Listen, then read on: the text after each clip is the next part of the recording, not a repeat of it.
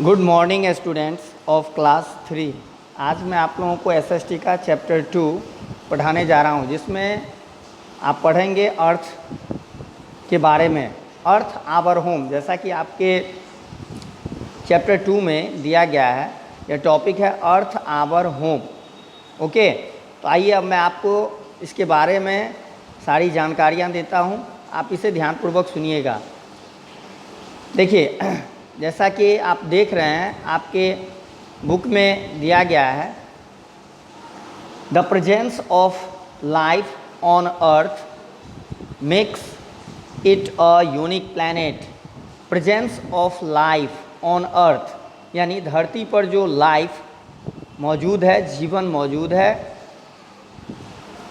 Makes it a unique planet, वह इसे जो है एक अद्भुत ग्रह बनाता है। मतलब कहने का अर्थ, जितने प्लैनेट्स हैं उन सारे प्लैनेट्स में केवल एक अर्थ ही एक यह प्लैनेट है जिस पर जो है वह लाइफ जो है वह पॉसिबल है।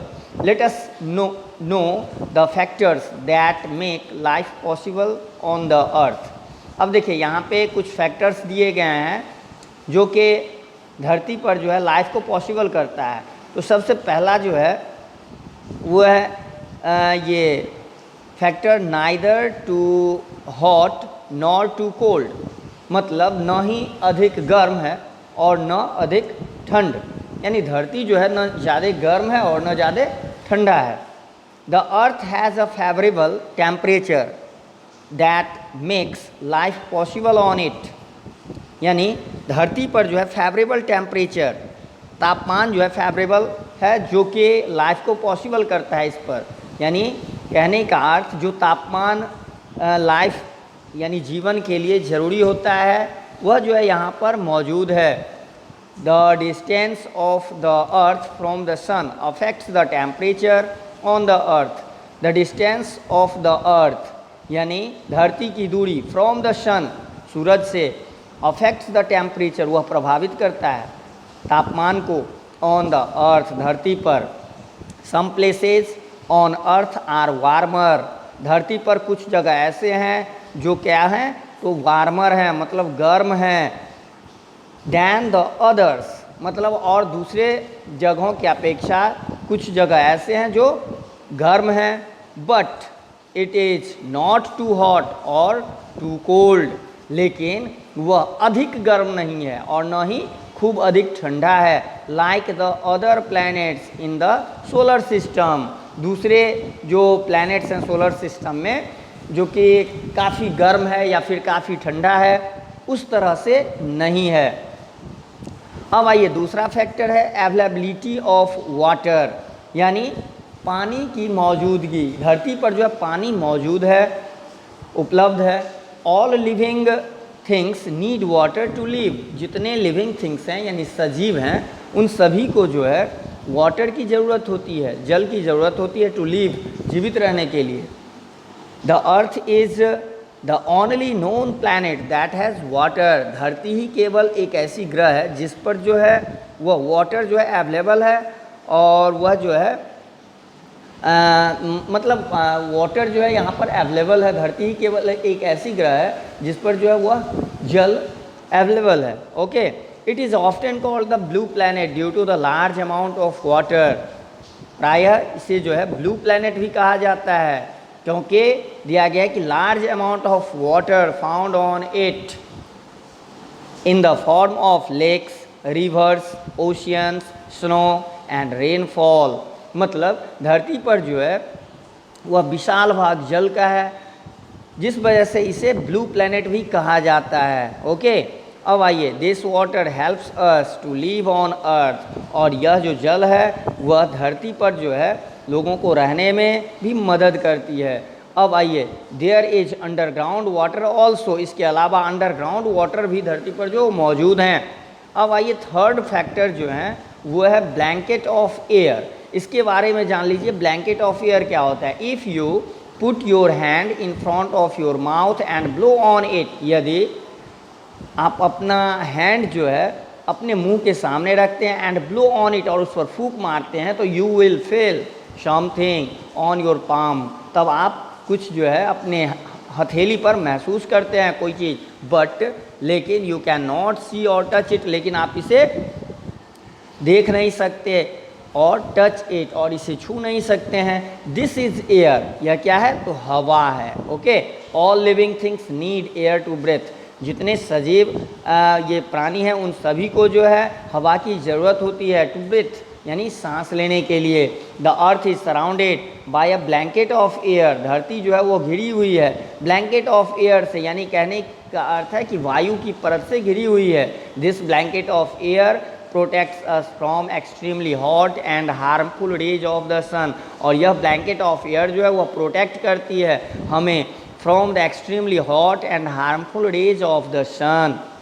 अब देखिए, this blanket of air is called the atmosphere, यह जो ब्लैंकेट ऑफ एयर है वो क्या कहलाता है, एटमॉस्फेयर कहलाता है।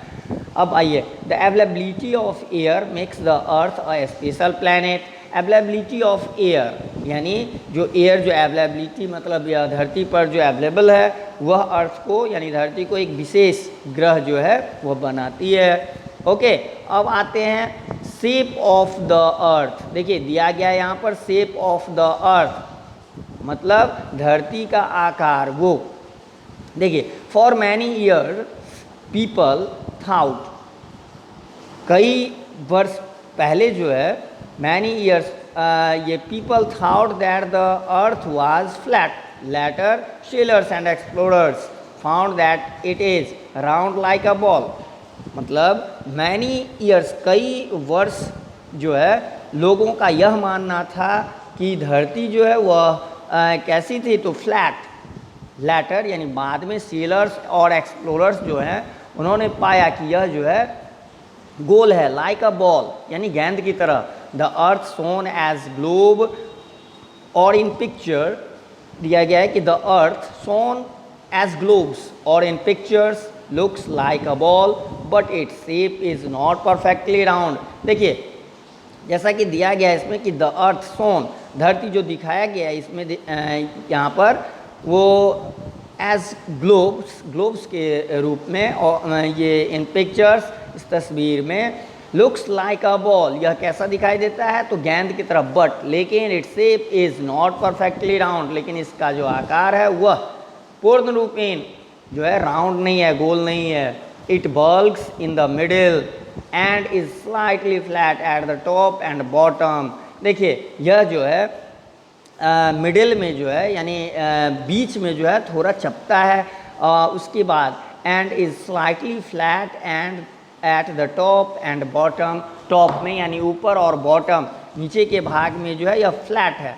अब आइए, the northern most part of the earth is called the north pole and the southern most part of the earth is called south pole, यानी धरती का जो है नॉर्दर्न मोस्ट पार्ट वह नॉर्थ पोल कहलाता है और साउदर्न मोस्ट पार्ट वह साउथ पोल कहलाता है। ओके, अब आते हैं मूवमेंट ऑफ द अर्थ यानी धरती की गति, इसके बारे में जानते हैं। देखिए मूवमेंट ऑफ द अर्थ क्या होता है, दिया गया है आपको movement of the earth. Okay, तो इसके बारे में जानते हैं। You have seen that every day the sun appears to rise in the morning and set in the evening, मतलब आपने देखा है कि प्रतिदिन सूरज जो है वह सुबह में जो है वह उगता है और फिर सेट यानी वह जो है फिर शाम के समय में वह अस्त हो जाता है, डूब जाता है। Have you wondered how we have day and night, अब देखिए हमारे पास दिन और रात कैसे होती है वो जानना है आपको। तो have you wondered how we experience different season in a year, मतलब एक साल में जो है एक वर्ष में डिफरेंट सीजन जो हैं वो कैसे होते हैं। These changes happen due to the movement of the earth, और ये जो बदलाव होती है वह धरती की जो है वह गति के कारण। The earth has two kinds of movement, धरती की दो जो है ये दो प्रकार की गति होती है धरती में, एक होता है वह रोटेशन और दूसरा रिवॉल्यूशन। तो आइए जानते हैं रोटेशन के बारे में। दिया गया rotation causes day and night, यानी दिन और रात जो होती है वह रोटेशन के कारण। Have you seen a top spinning on its tip, if you draw a line from the lower tip to its upper tip then you will see a line along which the top is spinning, this is an imaginary line. अब देखिए इसमें बताया गया है कि have you seen a top spinning on its tip, क्या आपने कभी लट्टू को उसके टिप पर घूमते हुए स्पिन करते हुए देखा है। If you draw a line, यदि आप ड्रॉ करते हैं line from the lower tip to its upper tip, मतलब नीचे से ऊपर की तरफ, तो then you will see a line along which the top is spinning, और तब दिया गया यू विल सी, आप देखेंगे a line along which the top is spinning, this is an imaginary line. जैसा कि आपके फिगर यहाँ पर जो है एक फिगर भी दिया गया, उसमें आप देख करके समझ सकते हैं इसको। ओके, अब आइए, जस्ट लाइक द टॉप, बिल्कुल यह टॉप की तरह जो है, the earth spins on an imaginary line that passes through its two poles, this is called its axis, और यह क्या कहलाती है, एक्सिस कहलाती है। The earth constantly spins on its axis from west to east, देखिए दिया गया है कि धरती जो है लगातार दिया गया है कि स्पिन करती है ऑन इट्स एक्सिस, अपने एक्सिस पर, फ्रॉम वेस्ट टू ईस्ट यानी पश्चिम से पूर्व की तरफ।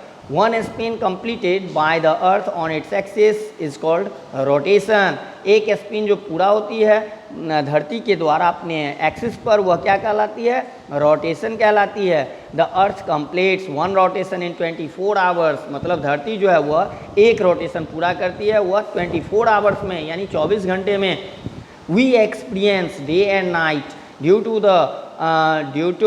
द अर्थ्स रोटेशन, मतलब हम लोग जो धरती पर वह दिन और रात दिया गया है कि दिन और रात जो एक्सपीरियंस करते हैं वह क्या चीज़ की वजह से, तो रोटेशन यानी धरती की जो है दैनिक गति जो होती है उसके कारण। ओके, अब आइए आपको मैं ले चलता हूँ इससे आगे, जैसा कि आप देख रहे हैं दिया गया है the part of the earth that faces the sun during rotation experiences day, मतलब धरती का वह भाग जो ये रोटेशन के समय में सूरज के सामने रहता है, वह जो है वहाँ पे जो उस भाग में दिन होती है। The part that does not face the sun, और जो भाग धरती का जो भाग सूरज के सामने नहीं होता है ड्यूरिंग रोटेशन, वहाँ पे रात होती है। ओके, अब आइए रिवॉल्यूशन कॉजेज, अब पहले आप ये देख लीजिए, यहाँ पे फिगर में भी ड्रॉ किया गया है, जैसा कि आप देख रहे हैं यहाँ पे ये जो है आप देख रहे हैं ये द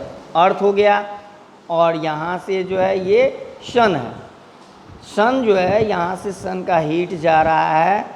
ओके, तो आप जो है इसका हाफ भाग देख रहे हैं जो ये लाइट में है, मतलब ये प्रकाशित है, लाइटेड है, यानी इस भाग में जो है वो हो गया क्या चीज़, डे। ओके, और ये भाग जो है हाफ, ये पार्ट जो हो गया यहाँ पर लाइट नहीं मिल रहा है इसलिए यह भाग हो गया नाइट, जैसा कि आपके बुक में भी दिया गया है। ओके, चलिए अब मैं आगे ले चलता हूँ।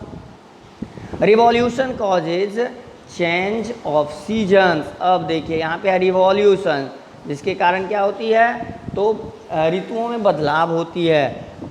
You already know that the earth is part of the solar system, मतलब आपने ये पहले ही पढ़ा, ये जाना कि धरती जो है वह एक हिस्सा है सोलर सिस्टम का, like all other planets in the solar system, जैसे और भी अदर दूसरे प्लैनेट्स हैं सोलर सिस्टम में, ठीक उसी प्रकार धरती भी जो है सोलर सिस्टम का एक हिस्सा है। The earth also moves around the sun on an imaginary fixed path called the orbit, धरती जो है वह धरती भी मूव करती है, घूमती है अराउंड द सन, सूरज के चारों ओर, on an imaginary fixed path, imaginary fixed path पर, जिसको क्या कहते हैं, ऑर्बिट कहते हैं। This movement of the earth is known as revolution, और धरती की यह गति जो है क्या कहलाती है, रिवॉल्यूशन कहलाती है। Okay, the earth takes 1 year to go around the sun, यानी धरती जो है कितना समय लेती है, तो 1 ईयर का, 1 वर्ष का, टू गो अराउंड द सन, सूरज के चारों ओर घूमने में।